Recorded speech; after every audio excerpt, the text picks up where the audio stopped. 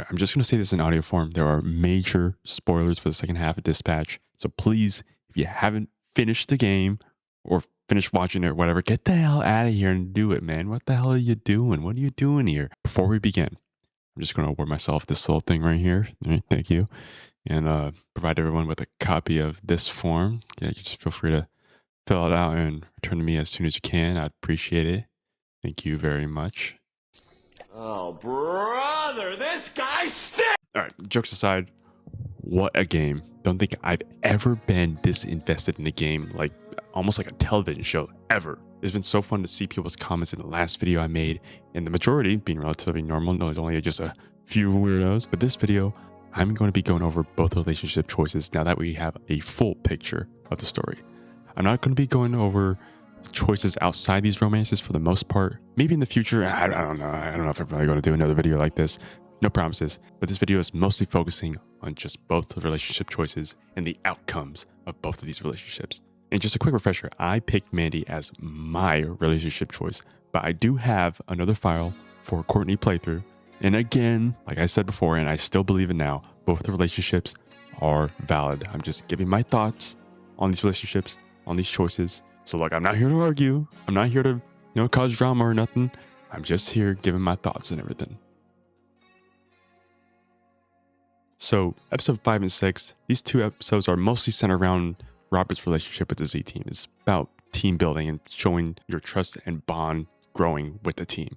Now, as you guys know, I chose to romance Mandy. So in episode 5, you get a little extra locker room scene with her talking about future date possibly. Of course, if you romance Invisigal, you don't get this scene, but you do get some extra dialogue with her at the bar. Just a little bit. Romance-wise, I feel like you get just a little bit, just a tiny bit more with Mandy in terms of romance in this episode. She asks you out on a second date, a real date, and asks you the question on who do you prefer to go out with, blonde blazer version of her or Mandy. Now, if you've seen the comic panels and remember why she broke up with Phenomenon Man, she always wanted to be the Mandy version of herself. She didn't want to constantly be the blonde blazer version in order for people to appreciate her. Now, I chose Mandy, but also choosing the either one works option is a great choice. Shows Rob doesn't care which version of Mandy he gets. He just appreciates her for being her. And I think that's a fine choice as well. Now, going back to Invisigal, we do find out her real name at the end of the episode, which is such a sweet moment as Rob learns everyone's real name on the team. Again, this episode is mostly Rob reaching the climax of his relationship with the Z team, maybe even revealing his true identity to the team. I thought it was a really sweet episode, and I really like how it's centered around the team. All right, this next episode mostly revolves around Rob, again, just trusting the Z team more, mostly trying to find a plan to get his suit back. People in a relationship with Mandy get a bit of a different scene when Rob comes back to his desk, which I think is pretty cute. Now, the biggest scene, and the one that caused a bit of a discussion, was during that housewarming party. If you were pursuing Courtney, she'd go out, dance with you as normal, and the person eyeing you in the background would be Chase. Now, we obviously know how he feels when we wake up in the infirmary after the explosion, so it isn't surprising to see this reaction from Chase. As I mentioned, I picked Mandy as my relationship, and what happens in this scene is very different. Instead, we see Vizzy in the back give Robert and Mandy a look before feeling a bit disappointed. I actually really liked that scene, and no, it's not because I want to see her sad. It's heartbreaking. I felt really bad for her. But I feel like this builds so much of her character and will soon eventually add on to the scenes we see in the next episode and the episode after that. I also feel like a Mandy romance path adds a bit more of a reason to why Vizzy would maybe go out by herself to get the astral pulse. Maybe you could say she knows she isn't as strong as Blazer, so she wants to go out on this mission to prove to herself and Robert that she is strong enough to be a real hero, to be like Robert, to be like Blazer.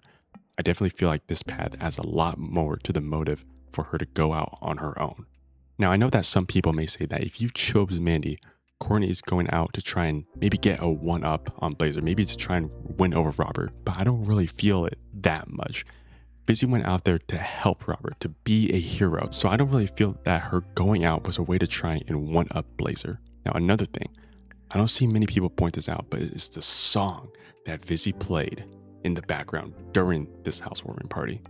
Then I met you and my eyes changed, and now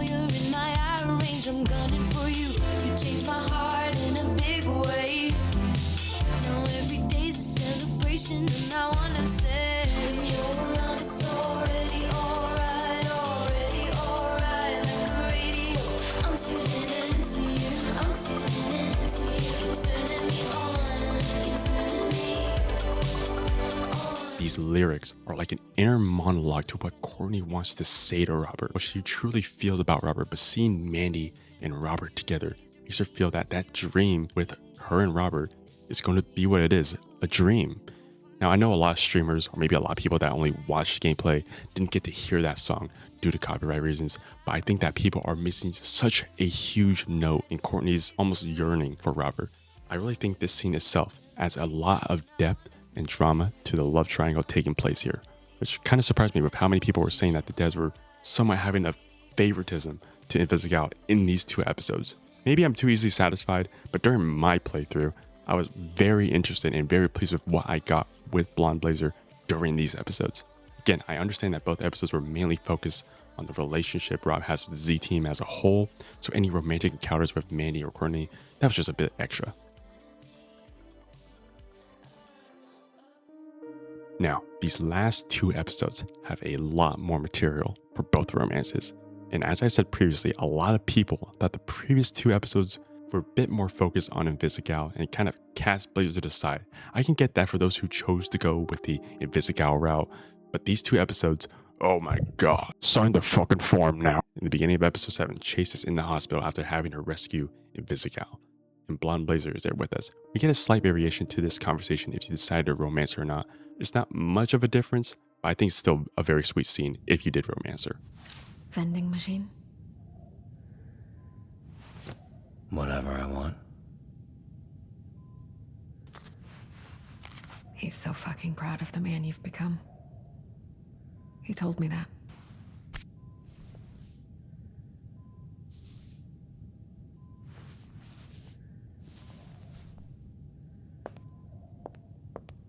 Now, after our first shift with the team, they were in a meeting discussing the idea of cutting invisigal. The majority do not support her and want her out. Do we defend invisigal, or do we support the majority's decision to cut her? Like Malevola said, we have cut people for less. Personally, I chose not to cut her. I did believe she had good intentions. She was just overambitious, possibly a bit overeager to please. But maybe she's also trying to prove to herself that she is a hero, that she can do good. That's why she went out there, not just to prove to Robert that she is a hero, but also prove to herself that she can be a hero and can do good. And that's when you find out if this girl was actually in the room the whole time and leaves to get her stuff, regardless of whether you defend her or not. All right, now this next locker room scene is pretty heavy and kind of packed, so this could be interpreted in many different ways depending on which relationship you chose to pursue. This scene is a very vulnerable scene for Courtney, as she's quite literally bearing everything out to Robert, not just physically, but emotionally. She tells the truth about what happened that very first night when you went into Shroud's lair, that she was the one that planted the bomb on your back, and that she quit right after to join SDN. And by the way, I just want to say, I was one of the people that kind of pointed out that theory, so now, after seeing what everybody felt on the team, she feels like nobody believes that she can redeem herself, which is just feeding into her insecurity that she will forever be a villain, that she will never be a good person. Now, after she said all that, I chose to forgive her from that night. Well, I forgive you. So there, will you fucking chill out now? You can't fucking forgive me? You haven't even, processed what's going on. You did villain shit while you were a villain. Does it change things that you directed at me? No, it doesn't. That's in the past. You're not the same person that was there that night, neither am I. That's sweet, but I feel numb. And he's right. Robert and Courtney are 2 very different people from that night. Robert, who was a bit more shut off, a bit more reserved, is now more open, more willing to accept help from all these people, from the Z team, from Blazer and Courtney. And of course, Courtney herself, she's almost the same thing as well. She's more open to the possibility of her being a hero. She does want to redeem herself. Now, after that, she says something very interesting here. All I wanted from this was for you to look at me the same way you look at Blazer. Even if it was just once, you know? That'd have been enough. I don't know what you mean by that. Yes. You do. Now, this can be interpreted differently depending on if you're pursuing a relationship with Mandy or not. This can be interpreted as Courtney feeling maybe some type of envy that Robert is romantically closer to Blazer than her, which just adds to the heartbreak of her character. I can also agree that she meant that Robert may never see her as a hero like Blonde Blazer. Like I mentioned in the previous video, Blonde Blazer is like a poster child of a true hero. Invisigal doesn't believe that she can be that hero, not after the team wants her out, not after what she did to get Chase landed in the infirmary, and not even after my Robert chose to forgive her for her past villain actions. Now, for the Invisigal romance path, I think that reason there is what she means when she says that quote. Now, for a Blazer romance, I think both the reasons can be true. Courtney believes we see Blazer as a real hero, so we must view her as a better romantic partner. Again, I feel like that just adds to the heartbreak and the emotional depth of Courtney. She holds herself to such an impossible standard by comparing herself to Blazer that she doesn't believe she will reach the heights of Blonde Blazer, that she'll never reach the heights of a hero like her. So she just wanted, just for one time, for Robert to look at her like we did for Blazer at the house party, like we did for Blazer when she came to rescue us in the first episode. I kind of wish that if you did choose an invisigal path, that she didn't say that exact quote. All I wanted from this was for you to look at me the same way you look at Blazer. Even if it was just once, you know? That'd have been enough. Maybe some sort of different variation instead, because using that same quote for the Invisigal romance path doesn't make sense, especially for people that were laser focused on her since the beginning. Have her say something involving how we view her as a villain, or how we view her as a hero instead, or how the team doesn't view her as someone that can do good. The quote that she says in the game feels like something she would say more almost out of envy instead of disappointment as how she is seen. I do think that a different variation there, instead of using the same quote for both romance paths, would have definitely helped a lot. Now, at this point in this locker room, she's starting to realize Robert may never truly fall in love with her, may never truly like her. At least that's my interpretation with a Blazer romance path. So when Invisigal goes to leave, she does one last desperate attempt to truly see if Robert has any feelings for her.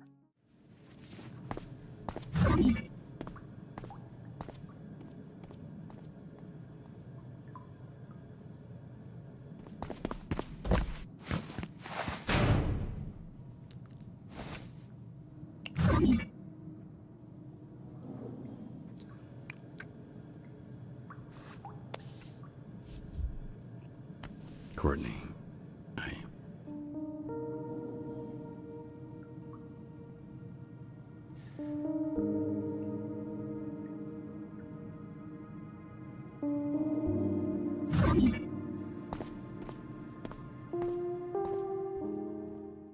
Now, if you were pursuing an Invisigal relationship, this feels more like a goodbye kiss, like one last kiss before I disappear forever. But if you were in a Blazer relationship like I was, this does feel, not gonna lie, a bit nasty for her to do, to try and sneak one on Robert before leaving.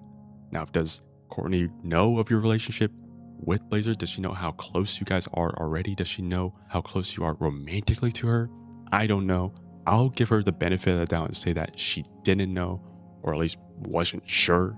But if she did know, that's kind of a nasty thing to do, to try and ambush Robert with that kiss. I think that a lot of normal people would agree sneaking up for that, it's a pretty weird thing to do. But look, I'll give her the benefit of the doubt and say that she didn't know, or at least it wasn't clear for her. But this wouldn't be the first time that Robert was harassed by coworkers. I mean, the HR is literally non-existent. After that, we get a few more choices involving Vizzy, whether to have her put on blast in the article or not, and I chose to highlight Chase's heroics instead. Fast forward a bit, we meet Shroud and whichever ZT member we kicked out at the bar. We get strung up, and then it's revealed to us that Vizzy has the astral pulse. Why she didn't tell us, we don't know yet. That is when Blazer comes in to rescue us. Now, I think that the Shroud and Blazer theory, maybe it could still work, but I don't know, them being related, I think that can sort of be put on the back burner here. The way Shroud sort of talks about Blazer almost seems that he fawns over her, that he kind of, I don't know, has a weird, awkward, like, crush over her. not really some kind of healthy father-daughter type of behavior. And if they were related, I think it would have been revealed here somewhere, or at least in the comic that came out. So I believe that theory, let's just put that on the back burner for now. I think that can be put away. But man, oh man, the vindication to have Blazer rescue Robert and to prove that she's not some evil manipulator villain that the community was making her out to be. I always thought that theory was pretty dumb and kind of bad intentioned. And I'm just glad that was squashed then and there immediately. There's not much different from the scene whether you romance Blazer or not, but nevertheless, it's still a very cool scene. And I think it has just a bit more of an extra meaning when she comes to rescue Robert, if you romance her or not. So after that, LA is under attack, and that's when the episode ends, and we're taken back to STN. You're not leaving me here again.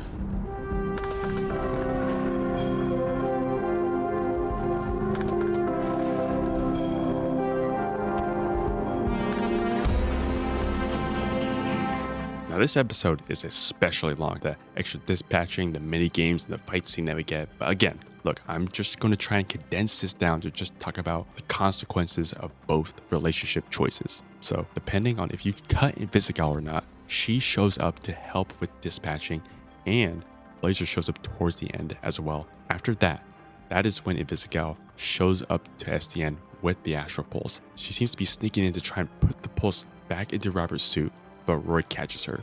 This is when we get yet another choice that will really affect her ending.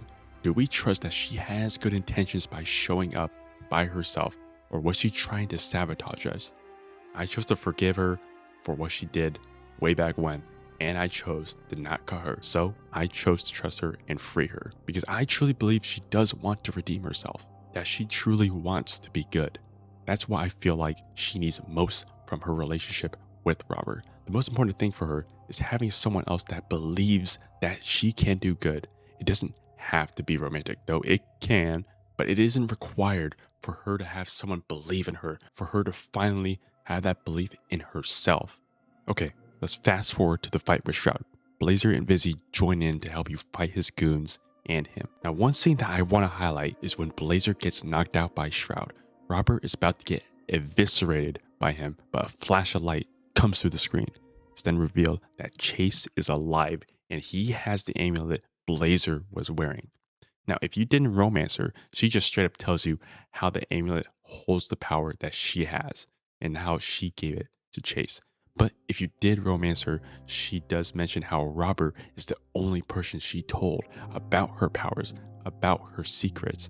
And I don't see a lot of people mention that. She trusted you and pretty much only you with her secret. I thought it tied in great with what was revealed to Robert during that day, and definitely a brave thing for her to do in front of everyone, to just reveal her secrets, to reveal how her powers really work. Now we'll skip ahead. Shroud reveals how Vizzy has been working with him for a while now, how she was planted at STN for you to take under your wing. He also makes some weird comment about preferring the blonde version of Mandy, which sort of pushed that theory of her being his daughter out of my mind. I knew you'd have feelings for Blazer, who I prefer as a blonde, but to each their own. I knew you'd take, what is it you call her? Invisigal. That you'd take Invisigal under your wing, teach her the ways, extra credit. That's why we planted her here. Yeah, she works for us too. She gets 2 paychecks for the same job. Look at her. Oh, she's embarrassed. So, all that to say, there isn't a thing you can do that I haven't modeled out. I'm not steps ahead, I'm miles. So, don't fucking test me.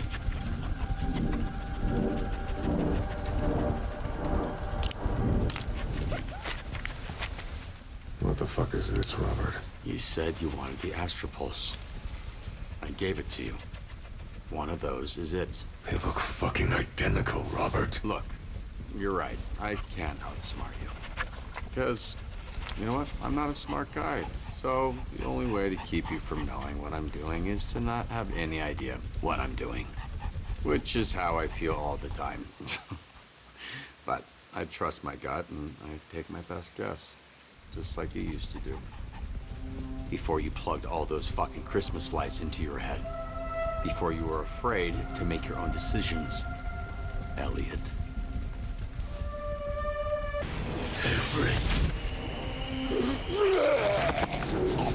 Uh-oh. Fuck! Wait. Just a hunch, but I'm starting to think that you guessed wrong. No. It's just...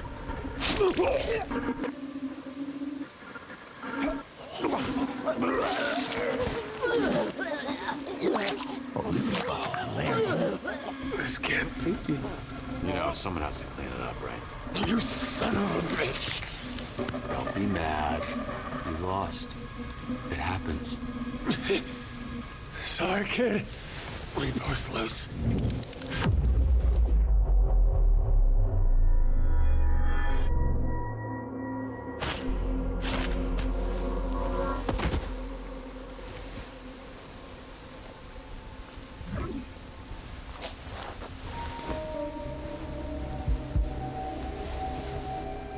I guess I can still be surprised. It is then revealed Busy stepped in front of Robert and takes the bullet for him.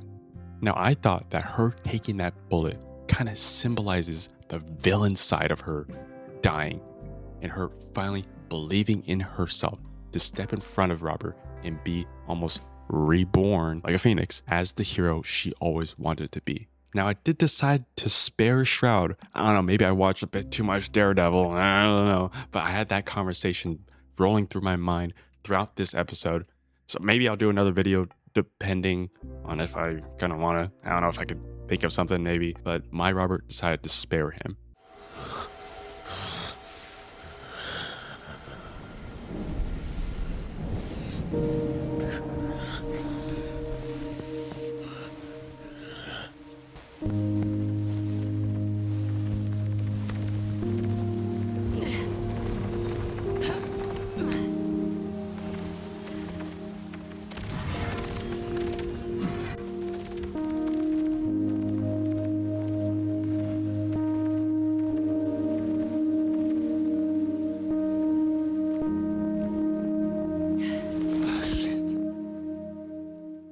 Now, I'm really glad Ad Hoc put this next scene in with Mandy and Courtney after that night. It would have been so cliche to have either Mandy or Courtney feel some sort of disdain for one another if Robert decided to romance one or the other.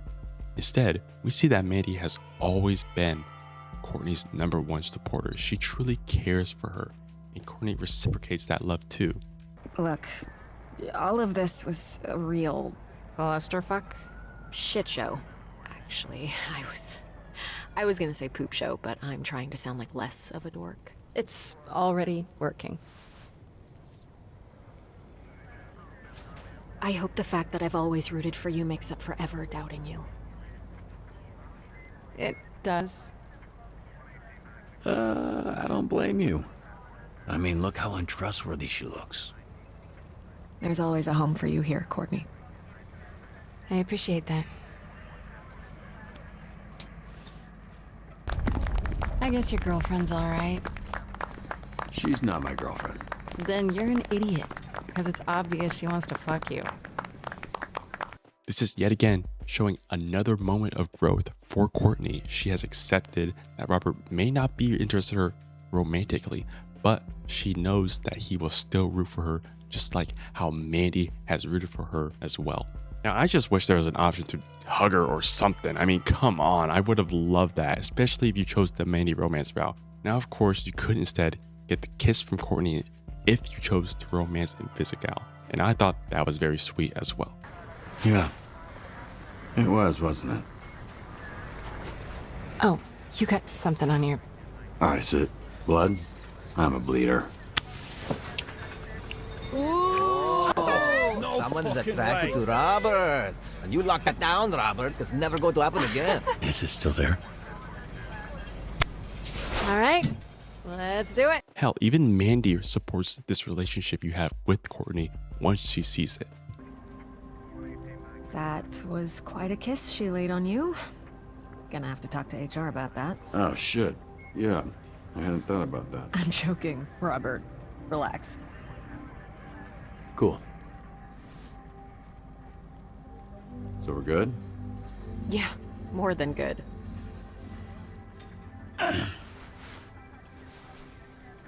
Make her happy. Because God knows she's fucking miserable. Now, if you decide to romance Mandy as I did, you also get a very sweet scene at the end as well. Any plans tonight?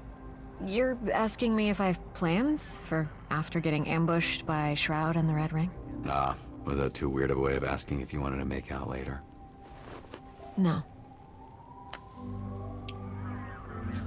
It was perfect.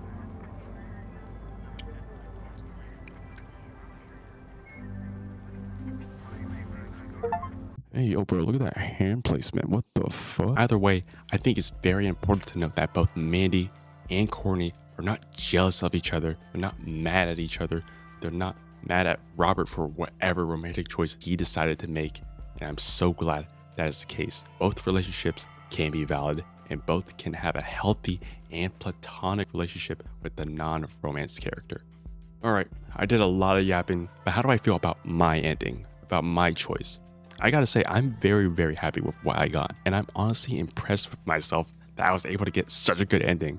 Would I change my romance with Mandy? I don't think so. I really like the character growth and emotional growth that we get from Courtney with this choice.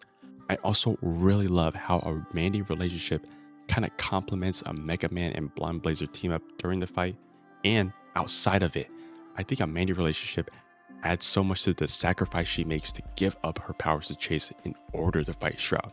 Again, after the night's over, it's shown that Chase is going to be keeping that amulet in order to keep him alive, at least until they find a solution for his condition.